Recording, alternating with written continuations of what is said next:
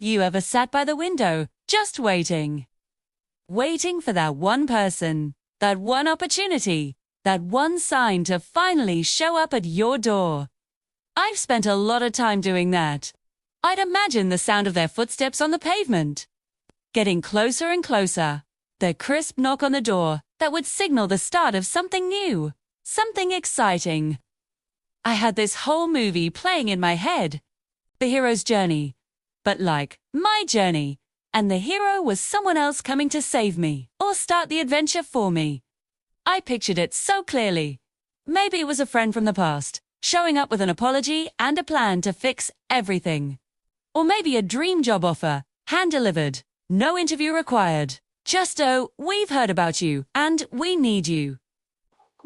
You know, the big one. The love of my life. Drenched from the rain, realizing I was the one all along. I waited for those footsteps. I listened for them in the quiet moments, in the dead of night, during the afternoon lulls. I held my breath every time a car slowed down on my street. But the thing is, those footsteps never came. The pavement outside my house remained silent. The doorbell never rang, unless it was a package delivery. And slowly, painfully, I started to realize something. No one was coming. Not because I wasn't worthy, not because I was forgotten, but because the person I was waiting for was me. The footsteps I needed to hear weren't supposed to be coming toward my door.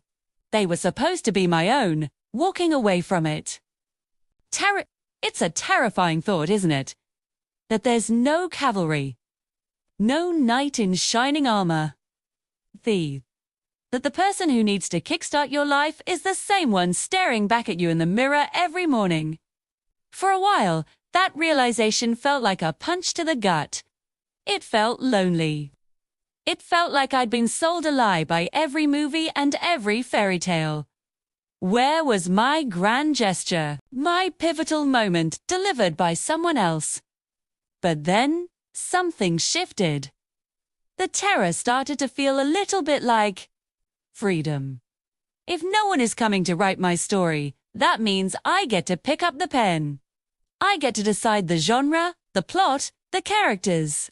I can make it a comedy, a drama, an adventure, a romance, or all of them at once. Jets. I don't have to wait for someone to knock on my door with a map. I can draw my own. I can decide which mountains to climb, which oceans to cross. So, I started walking.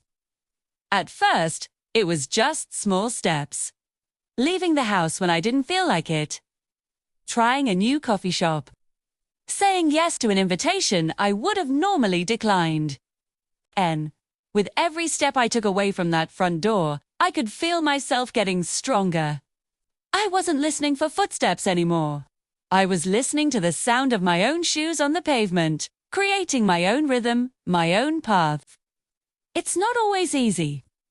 Sometimes, I still find myself sitting by the window, falling back into old habits. The temptation to just wait for life to happen to you is so strong.